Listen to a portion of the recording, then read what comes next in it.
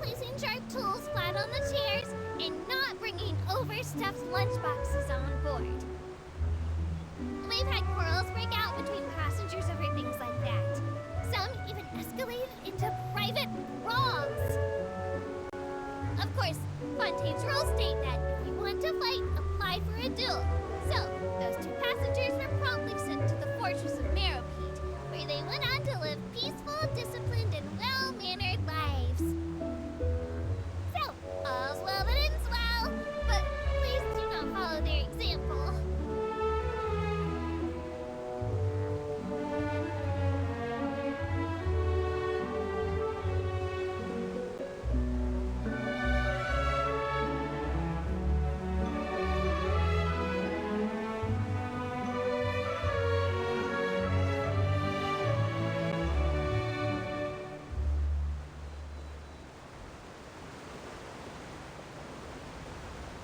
Passengers, the Aquabus is now arriving at Poisson Tunnel. Though much of Fontaine is covered by water, there are also beautiful mountains and forests here. Molten Key is one of our most iconic peaks. Lots of adventurers enjoy camping on its summit. I heartily recommend the experience to all visitors.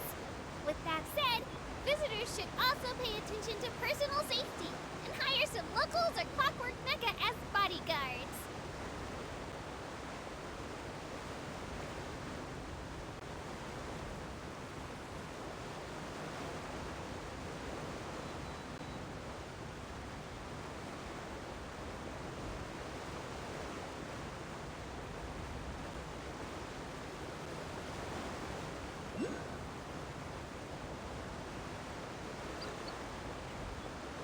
Fontaine has a lot of alabaster tone buildings, all built with a special type of stone called tier stone.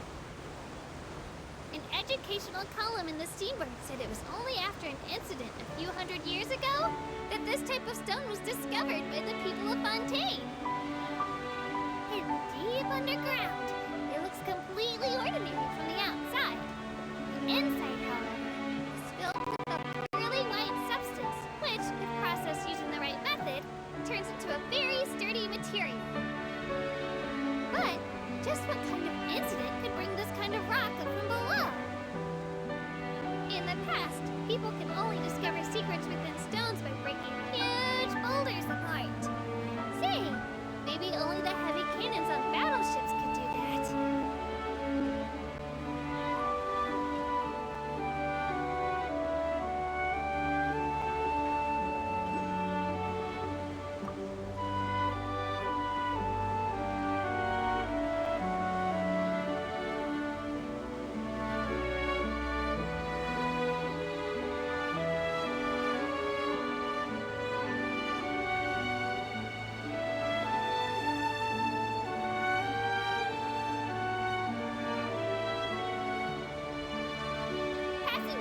Just to the outside of the track, there's a towering building. That's blocking your view. Behind it, you'll find the pride of the people of Fontaine, the Opera Epiclese. The Opera House is the highest court where Fontaine holds its trials, so it's no exaggeration to say that it's one of the most important buildings in the nation.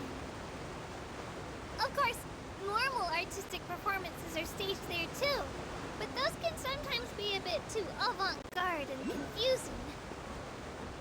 Trials are much more interesting because Monsieur Nouvellette will always be present. I really want to ditch work right now and go watch a trial. No, Bad Ava, you're a model tour guide. How can you think about doing something so irresponsible?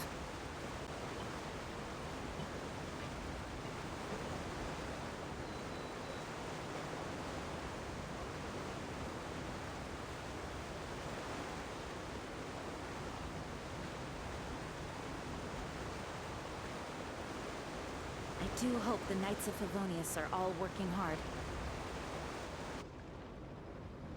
Okay, listen up!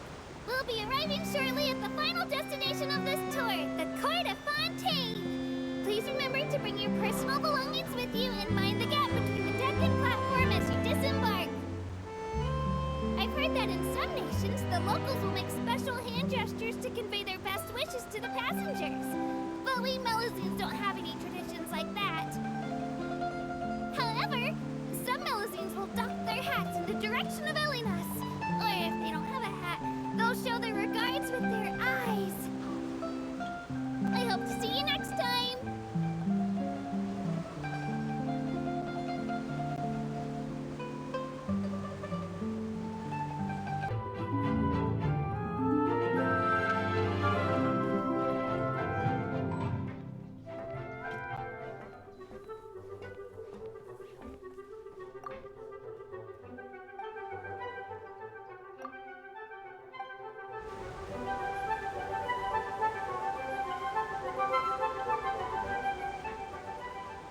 The bus will be departing now. Passengers, please take your seats. If you have any large items of luggage, these can be placed on top of vacant seats. Don't worry about taking up space. This boat has never been filled to capacity yet. Once the barge for Opera Epiclese employees broke down, and many of them took the Aquabus home from work. That was the most passengers we've ever had, and even then there were still plenty of empty seats left over.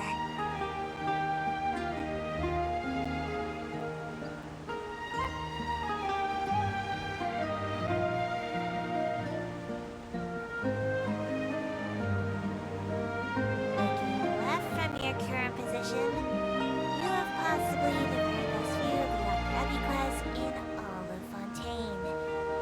Such beauty and magnificence. Monsieur Neuvillette truly chose to spend our morrow wisely.